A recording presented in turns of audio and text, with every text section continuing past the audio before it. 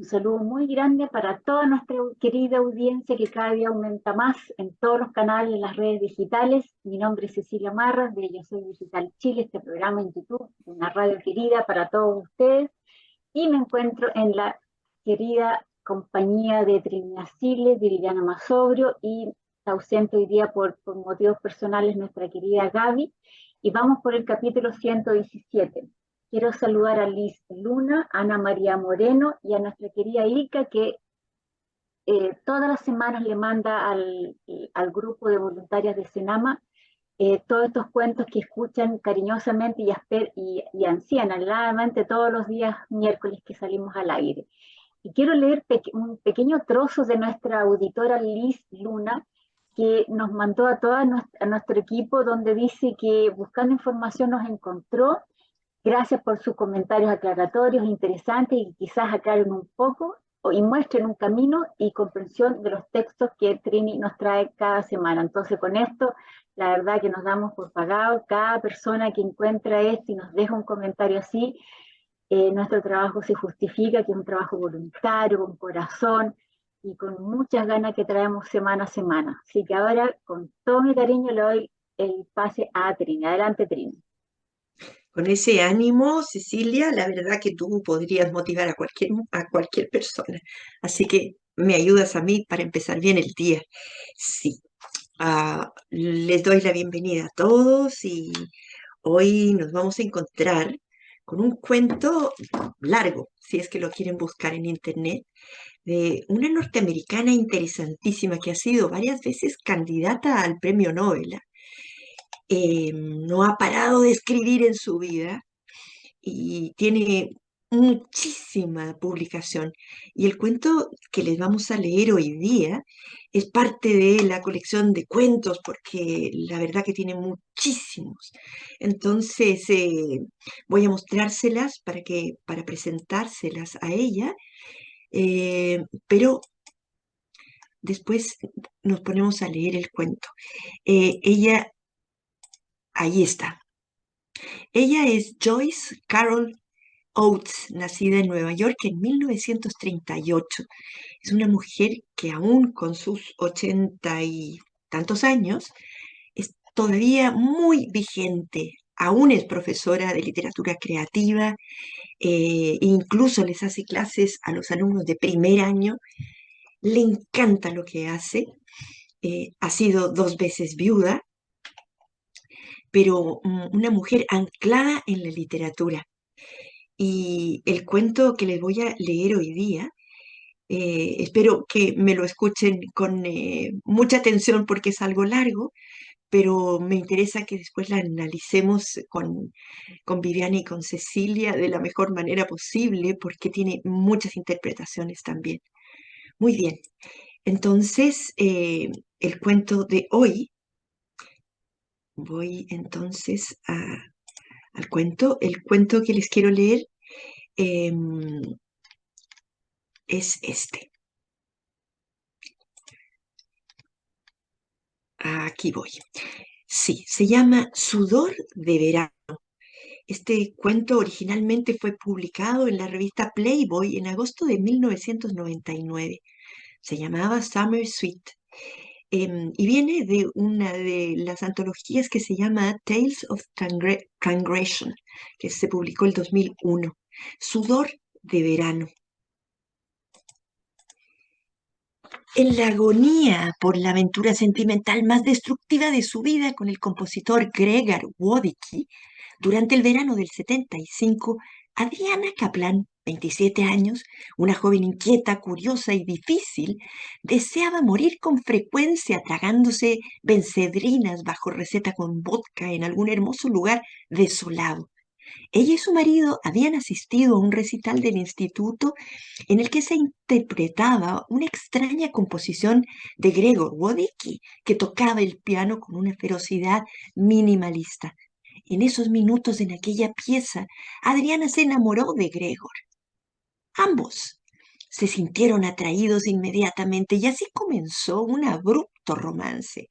Corría sin aliento para reunirse con Gregor en el Pinar, lejos del Instituto Rock. Adriana Abrazaba a aquel hombre con impaciencia, un hombre que apenas conocía. Ninguno de los dos podía mantenerse alejado del otro. Después de sus encuentros secretos, Adriana se marchaba sola, de vuelta a su casa, con su confiado esposo. La relación la tenía magullada, aturdida, jubilosa. Ella terminaba cubierta de sudor y temblaba. Aquello era amor, se decía, y aún así también era enfermizo. Te quiero, Gregor, moriría contigo y por eso soy tan feliz, le confesaba. Era arriesgado conducir cerca del instituto. Un día, una resbaladiza llovizna neblinosa los pilló en la calzada y el coche familiar patinó, pudiendo haberlos matado. Gracias a Dios no sucedió nada. Cuidado, Mati.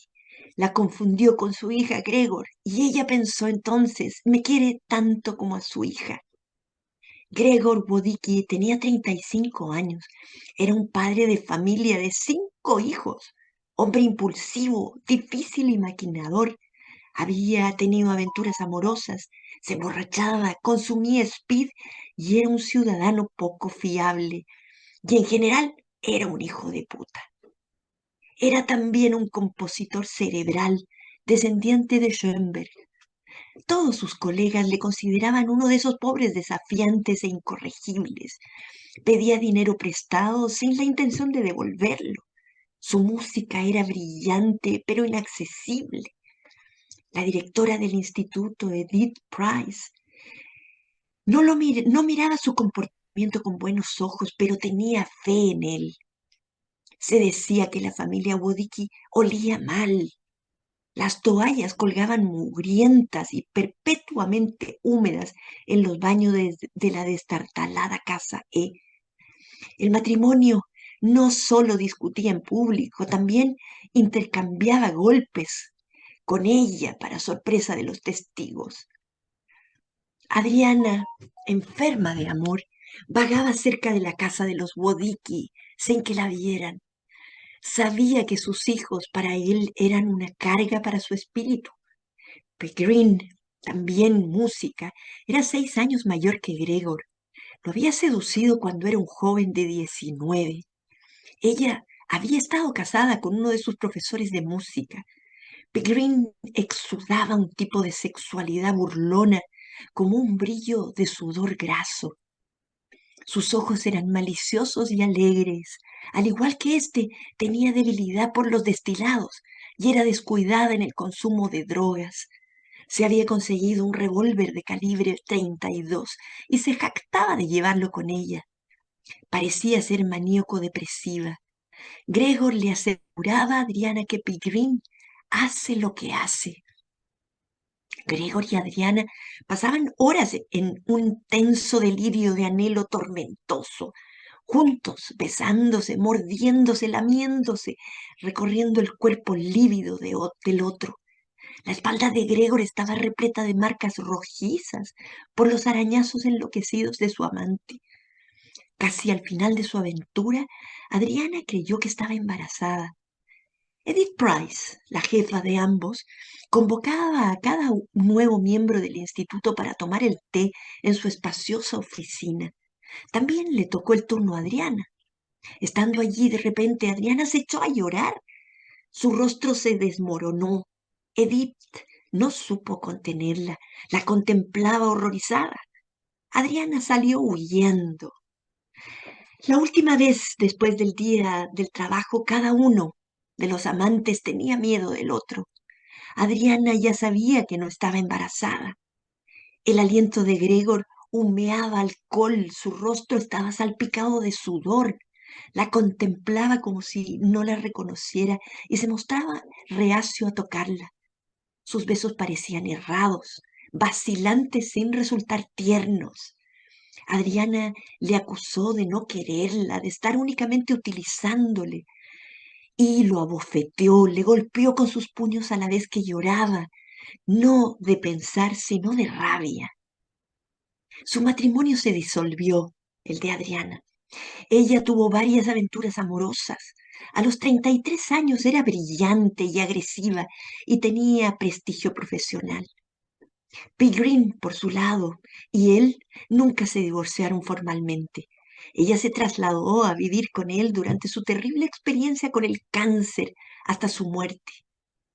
23 años más tarde y una década después de la muerte de Green, en un supuesto accidente en la autopista durante la época de su quimioterapia, Adriana Kaplan regresaba al Instituto Rock para asistir al funeral de Edith Price, su jefa, la de ellos. Nuevamente en el Pinar, Gregor y Adriana se apartaron. Solos de repente entraron en otra fase de emoción y temor. La respiración de Gregor se vuelve cada vez más audible. Él estaba más gordo. Ella le cuenta a él, nunca te lo dije, Gregor. Casi al final de en fin, rompí a llorar en la oficina de Edith. Estaba hecha a pedazos, estaba hecha polvo. Al parecer, creía que estaba embarazada. Gregor, conmovido, hizo una pausa para acariciar el brazo de Adriana, pero ella se apartó. Pasaste sola por eso. Dios mío, ¿por qué no me lo dijiste? Me daba pavor que quisieras que abortara, que no quisieras volver a verme, y yo no estaba preparada para eso. Sabes, Adriana, para serte sincero, no recuerdo cada minuto de aquel verano. Había estado mezclando, tomando anfetaminas y bebiendo. Pigrin me estaba haciendo la vida imposible. Ella estaba realmente al borde del suicidio. Pero no podía abandonarla y no podía dejarte. Estaba obsesionado contigo. Adriana, em, tenía celos de ti y de tu matrimonio y de mi juventud que desaparecía y de mi genialidad, mi puta música como risas en la boca. La última vez que nos vimos aquí, nunca lo supiste. Traje en el bolsillo de la chaqueta caqui el revólver de Pigrín. La usaría contigo y luego la volvería hacia mí. ¡Uf! Qué cuento, chiquillos. La verdad que a mí me dejó desolada, me dejó helada, no les puedo negar. Es un cuento largo que se llama tal cual Sudor de Verano. Un cuento que sumerge al lector en todas las aventuras que se van desplegando. Es un cuento con una fuerza y una tensión narrativa como pocos. Yo encuentro que esta mujer es notable en su escritura de cuentos y también de las novelas que son bastante más difíciles y mucho más prolongadas. Hay gente que incluso se queja en internet de la cantidad de páginas que tienen sus libros y que a veces se les hace tedioso, les termina encantando, pero todos expresan que pudo haber sido más corto. Pero los cuentos, si bien también son largos para ser cuentos, alcanzan una dimensión dramática porque se sumerge en la mentalidad y en el corazón de estos dos amantes, sobre todo de Adriana. Y ese es el gran tema que tiene Joyce Carol Oates, porque lo que más le interesa es atrapar el sentimiento femenino de lo que les toca vivir en esos torbellinos, junto con esos torbellinos amantes, que las descueran, le sacan lo mejor de sí y de su juventud, y después esa aventura que tuvieron en ese verano, que tuvo ella, Adriana, bueno, la transforma emocionalmente. Pero claro, duele, pero después de 23 años entiende recién lo que había en esa relación de ellos dos. Yo quiero cederle ahora y espero con mucha ansiedad los comentarios de las dos. Te cedo entonces la palabra a Viviana. Gracias, Trini. Sí, para mí realmente es un cuento con unos valores inmensos. Me apasionó leerlo, más allá de que sea la historia de una pasión, ¿no? Y retomando datos que vos diste, como es el título del cuento y el título del texto que lo contiene, vamos a contextualizarlo un poquito más, ¿no? Eh, Cuando lo enviaste, Sudor de Verano, yo dije qué oportuno para la época, estaba haciendo mucho calor en Santiago, Y uno piensa, es una frase casi común, ¿no? Y podría, no sé, manifestar o ubicarse en miles de escenas, miles de relaciones, de situaciones. Sin embargo, cuando uno lee el título del volumen, que posteriormente lo va a contener, que es Infieles, historias de transgresión. Entonces ahí yo a uno el sudor de verano empieza a pensarlo de otra manera y justamente el volumen contiene 21 historias que relatan encuentros, relaciones entre hombres y mujeres, relatadas con esta precisión y este detalle y esta pasión que también se lee en la escritura, más allá de la relación que se describe, ¿no? Y quería agregar algunas cosas que estuve investigando, por ejemplo, esta publicación en la revista Playboy, en 1900, si bien la revista siempre publicó textos de autores reconocidos, en este caso la revista estaba perdiendo ventas y su director, ¿no? El director de la famosa revista de las conejitas, para los que no se acuerdan o de qué se trata muy bien la revista Playboy, convocó a autores consagrados para que formaran parte con sus textos y se publicó justamente este de Joyce Carol Oates. Eh, Así que bueno, creo que nos da mucho para pensar. Y en este caso quiero sí tomar el primer párrafo, si me permiten leerlo, si bien Trini ya nos acercó a él, porque creo que nos muestra dos aspectos importantes. En primer lugar, un recurso que utiliza la escritora, que es presentar en cursiva el pensamiento de Adriana, ¿no? Que es súper interesante el recurso, y empieza diciendo estar muriendo frente a estar muerto. Esto es lo que está ocurriendo en la mente de Adriana. Y después dice, es un hecho. En la agonía por la aventura sentimental más destructiva de su vida con el compositor Gregor Wodicki durante el año de 1975. Eh, no siempre los autores nos ponen en tiempo y lugar con tanta claridad, ¿no? Después nos dice que el Instituto Rox estaba 40 minutos al norte de Manhattan, en la ribera oriental del río Hudson, o sea que tenemos las coordenadas espaciotemporales. Y creo que esto no es casual en ningún sentido, porque todos más o menos recordamos lo que fue la década del 70, ¿no? Iniciándose especialmente en Estados Unidos y trasladándose después a Europa, que fue una época de mucha liberación, ¿no? Tanto en el plano sexual como en el plano del consumo. Y justamente en Estados Unidos aparecen las manifestaciones por el rol de la mujer, por la igualdad, ¿no? de la mujer en la sociedad, el tema del aborto, que acá aparece mencionado como un embarazo no deseado, por lo menos ni siquiera se lo comunica a su amante y se alivia mucho cuando tiene su periodo que la autora, sin vuelta de hoja, dice, tuvo un sangrado cuantioso, ¿no? Nos hace imaginar esa sensación de alivio de la protagonista al darse cuenta que no estaba embarazada.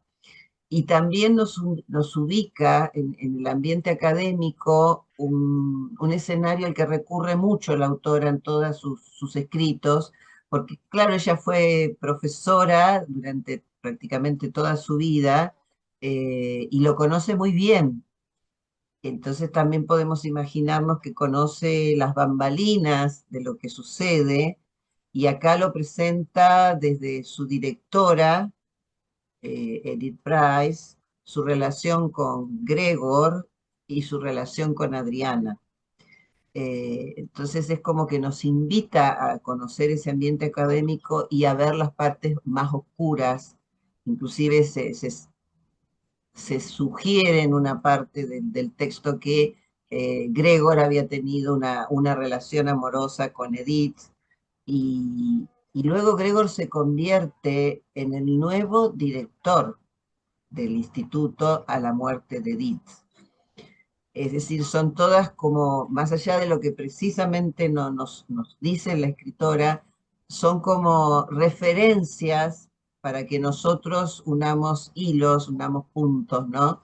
De lo que pudo haber pasado en este espacio de conocimiento, de creación. No nos olvidemos que Gregor es músico y un músico también que sufre una transformación entre lo que producía en los años 70 a lo que aparece como expresión de su genio en 1998 aproximadamente, que es cuando se reencuentran a partir del funeral de la directora.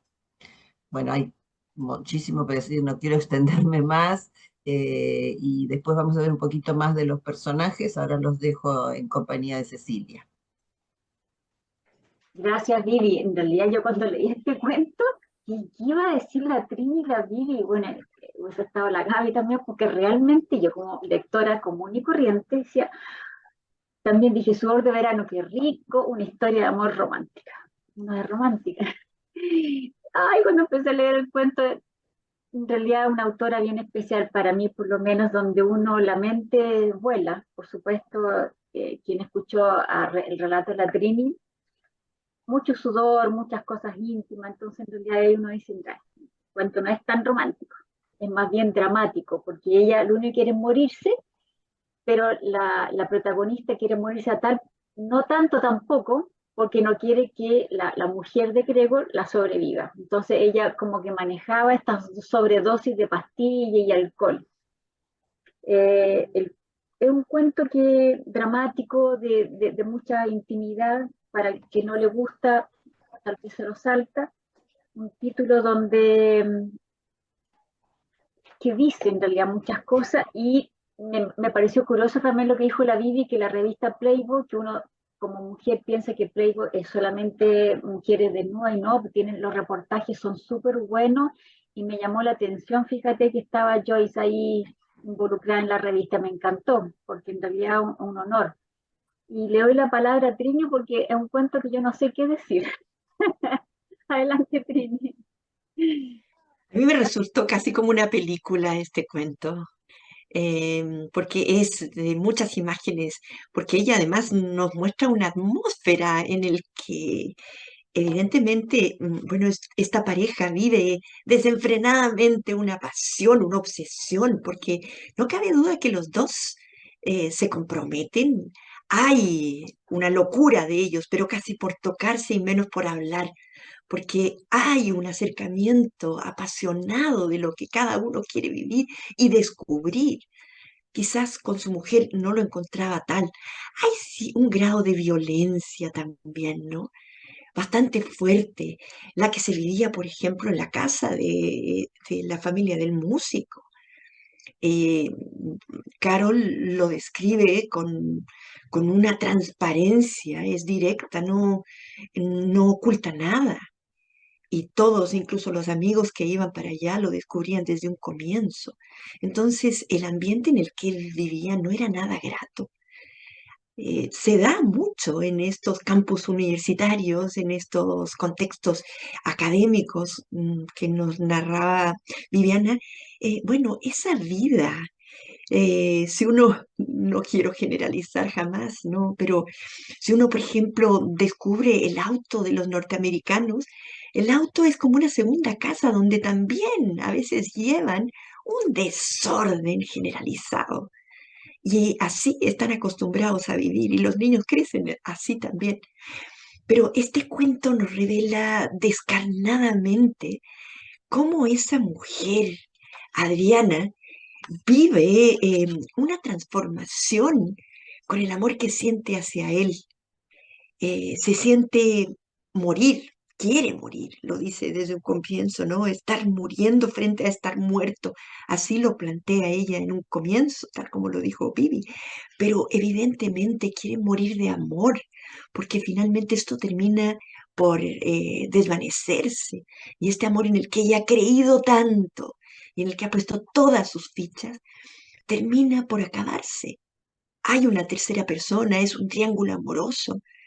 Finalmente esto no tenía buen pronóstico y ella quizá lo intuía. Pero ella es muy valiente por otro lado, ¿no? Porque finalmente con esa transformación que ella vive y que va además madurando con mucha inteligencia, queda con una nostalgia enorme y después de muchos años vuelve a encontrarse con ese hombre. Díganme si una situación como esa no es expectante y los lectores lo vemos. Entonces volvemos a encontrarnos en el Pinar, donde ellos vivían ese amor loco, apasionado, erótico, y vuelven a encontrarse entonces, él ya más gordo, ella en cambio mucho más atractiva, y se reencuentran en silencio, pero naturalmente van soltando cada uno lo que tenían guardado por años. Ella le dice que estuvo embarazada, no se lo dijo en su momento, porque no correspondía y tenía miedo de decírselo. Pero por otro lado, él le confiesa el secreto fundamental y esencial del cuento, que era un momento de un verano en que para él fue desastroso. Su mujer se estaba muriendo de cáncer, estaba enferma con quimioterapia, esto fue ya después, pero su mujer era también muy desequilibrada, se habla de quizás de una enfermedad como de una maníaco depresiva. Uno allí entiende el desorden de esa casa, de ambos. Él, por otro lado, tengo la impresión, me hubiera gustado que estuviera aquí Gabriela para que nos lo dijera en forma más clara, pero no, él también era un enfermo de egolatría, ¿no? Un narcisista terrible, un músico genial, pero su música era una representación de lo que era él, compleja, inaccesible, solo él gozaba, pareciera ser, o los más avesados en música, ¿no? Pero así era él. Eh, y le comenta al final del cuento, y allí el lector queda pasmado, porque le confiesa entonces lo que les leí al final del cuento, ¿no? Que para él era un momento muy difícil de manejar. Amaba a las dos mujeres, más incluso a Adriana, porque su mujer lo desquiciaba. Sin embargo, no podía hacerse cargo de ella en ese momento, porque estaba abrumado por los problemas. Y por otro lado, también desenfrenado en el alcohol, en las drogas, en el desenfreno. No sabía manejar y no pudo manejarlo.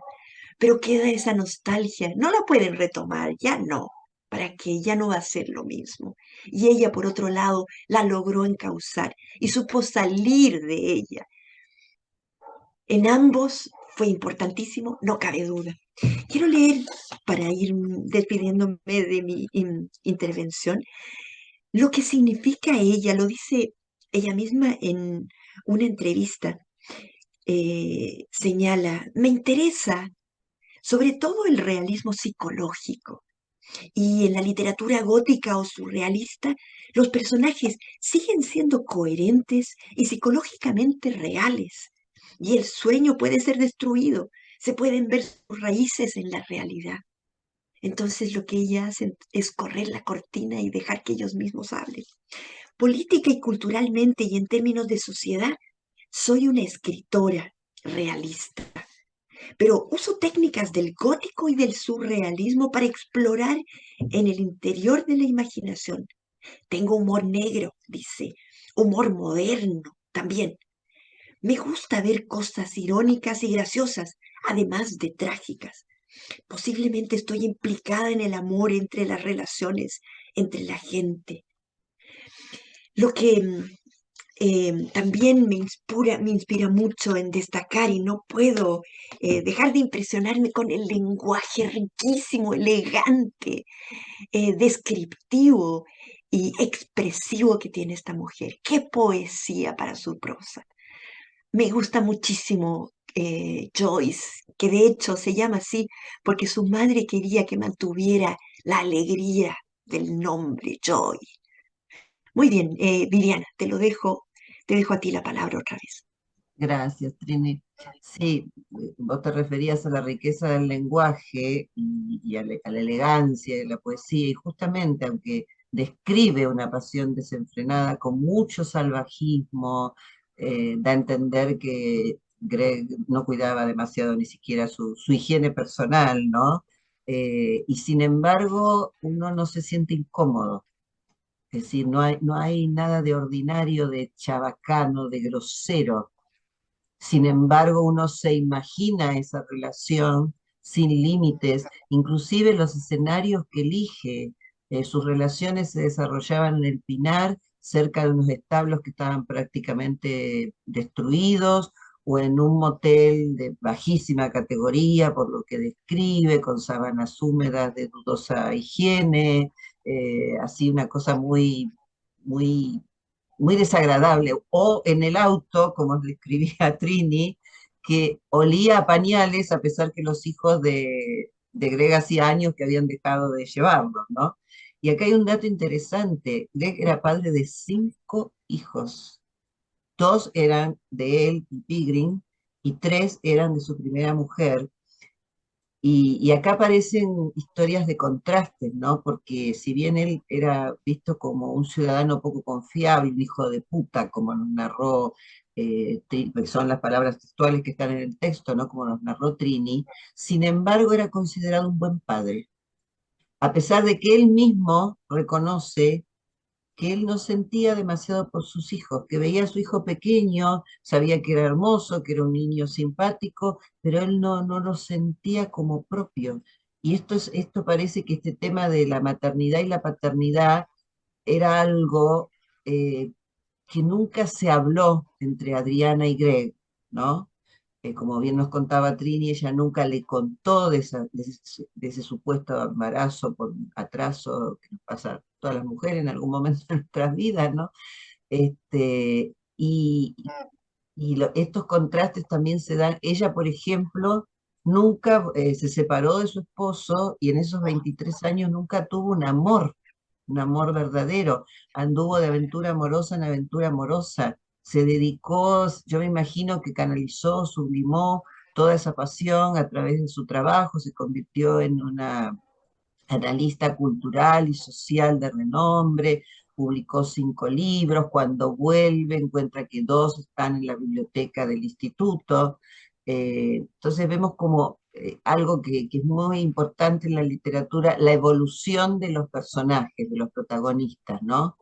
Y a él lo vemos transitar de ese hombre que no sabía muy bien lo que hacía porque estaba bajo el efecto de todo lo que encontraba, bebidas, drogas, estimulantes, y ahora convertido en un gestor administrativo, juicioso, respetado, inclusive hasta había más, a pesar de esta posición encumbrada, había más confianza porque ya no era Gregor, sino era Greg, ¿no? Este hombre corpulento, cuyas facciones se iban borrando por la redondez de la cara, sin embargo, mantenía esa mirada del joven Greg, ¿no? Y cuando yo investigaba sobre la historia, encontré una frase que me pareció eh, escrita en un artículo de internet sin autor, como aparecen tantos, dice que la década del 70, ¿no? Que estamos en el 75, implicó a lo largo de los años en Estados Unidos el pasaje del hippie canábico al yuppie heroinómano. De acá también vemos, ¿no? Una transformación en Gregor de ese hombre salvaje, descuidado, que andaba por ahí y de repente que sale con el arma de su mujer y piensa en un homicidio-suicidio, ¿no? O sea, matar a su amante y suicidarse posteriormente, porque ese amor no era posible, no iba a abandonar a su mujer, no iba a abandonar a sus hijos, pero que ahora es este hombre que esos establos los ha transformado, los ha convertido en una sala de conciertos, ha trabajado para obtener donaciones y también habla de los cambios en Estados Unidos, ¿no? En la economía. Los años 70 son años de una economía muy difícil por la problemática del petróleo, por el descenso de la capacidad de empleo del país, eh, y sin embargo la evolución logra salir de ese estado de pérdida y también se ve en el instituto que él ha podido mejorarlo. Y esto a Adriana le provoca nostalgia. Cuando vuelve al Pinar y ve los establos reformados, claro, ha desaparecido el escenario de su amor, ha desaparecido ese escenario sencillo, casi vulgar, ¿no? Muy vinculado al mundo hippie, donde todo era paz y amor y no importaba nada, salvo los encuentros sexuales y el consumo. Y esto le muestra que nada es posible, como nos decía Trini, porque el paisaje, el entorno, el propio Gregor se ha encargado de hacerlo desaparecer. Y yo pienso que acá hay un paralelo entre ese momento que él quiso hacerlos desaparecer a los dos para matar ese amor imposible, y como no pudo, lo mata a través de esas transformaciones en el espacio.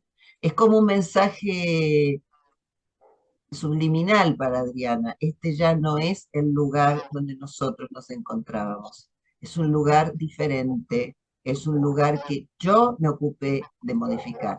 Y no, perdón que me entienda un poquito, pero no quiero dejar de mencionar, porque empieza así un párrafo, dice, la jaula. Como lectores nosotros decimos la jaula donde están aprisionados los amantes, donde este trío, ¿no? Este triángulo amoroso de Greg, Pigrid y Adriana están encerrados. No, se refiere simbólicamente a la jaula de un pájaro que está en la oficina de la directora del instituto. Y hay una historia de amor de este pájaro, que se llama Tristán, y su pareja se llama Isolda. Fíjense, es como que, ¿no? Yo les decía al inicio de las chicas, necesitaríamos 2 sesiones, porque son tantas las puertas, los lugares de acceso que nos ofrece Joyce Carol Oates, que uno dice, por Dios, este cuento es como un laberinto, ¿no? Se abre hacia el infinito. Y uno podría seguir deambulando por esos espacios, por esas puertitas que nos va abriendo la autora y seguir soñando, delirando, pensando en ese realismo que está describiendo, porque en todo ese marco simbólico está hablando de una realidad. Y un contraste que a mí personalmente, por el país de donde vengo, me pareció extremo. La directora era psicoanalista y cuando Adriana la va a ver, con toda esa angustia porque se larga a llorar, no se mueve a contenerla, que sería, no que le haga una sesión de terapia, pero al menos que tenga en cuenta sus emociones, sus sentimientos. Entonces uno acá piensa, ¿no habría en realidad habido una relación entre Edith y Gregor? Y entonces Edith también la rechaza a Adriana por ser una tercera en discordia.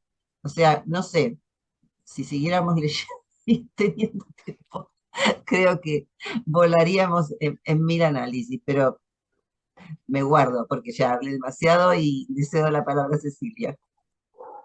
Receptivo, Vivi, lo que han dicho, tanto de Deep como del escenario donde él modifica todo y hace borrón y cuenta nueva. La verdad que es súper asertivo, yo no me había dado cuenta.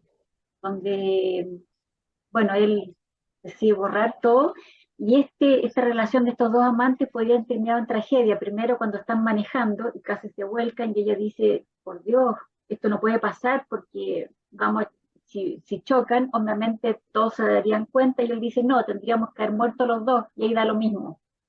Pero él, sin pensar en qué le iba a pasar a los que iban a quedar vivos, que era su esposa y el marido de Adriana.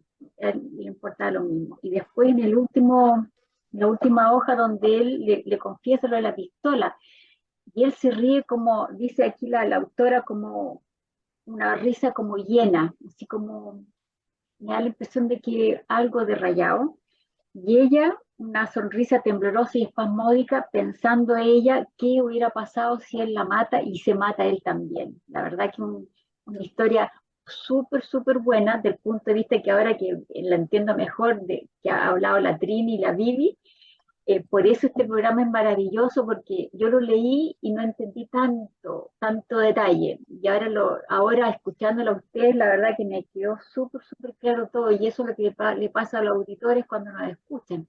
Así que no, contenta por el análisis de ustedes dos, se pasaron. No sé si quieren agregar algo más.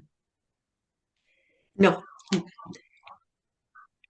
Gracias, Lean Trini. el cuento entero, Sí, hagan un esfuerzo porque vale la pena. Los resúmenes, claro, abordan las propias palabras de la escritora, pero es intenso este cuento, sobre todo a las mujeres a quienes les gusta entender más sobre estos sí, misterios en el que a veces se embarcan y del que no pueden salir, ¿no? sí. Yo quería con las referencias que hizo Ceci, esto de la animalidad de Gregor, ¿no? Que ser con esto de la hiena en un momento que parecía como un lobizón, sus colmillos que hacían pensar en un vampiro, y por el otro lado la capacidad creativa parece ser de una música deliciosa.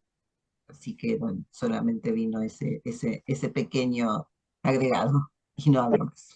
Interesante, y se nota que ella obviamente estaba muy enamorada de él, porque todo eso de la escena de la sábana sucia, el sudoroso, todo era como medio no muy salubre, y después cuando ella lo ve al final, se reencuentra con él, estaba gordo, ahí ella se notaba que no estaba tan enamorada de él, porque pudo visualizar que no le atraía tanto, y seguramente tiene que haber recordado el pasado, y bueno, un poco, tal vez me da la sensación de que cuando ella dice que se ríe en forma temblorosa y espasmódica, un poco todo lo que podría haber pasado de la inconsciencia que hubo en esa relación. Así que por lo menos eso es lo que veo yo.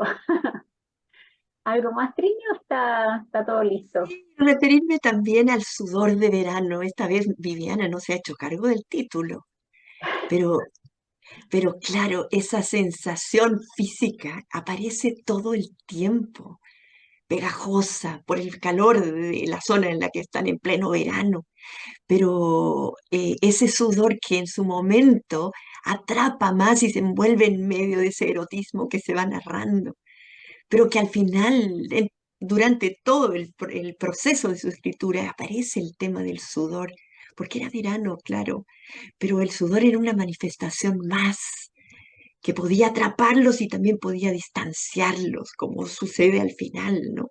Porque él siempre está sudoroso, más aún cuando está gordo, y esa apariencia no le termina de gustar.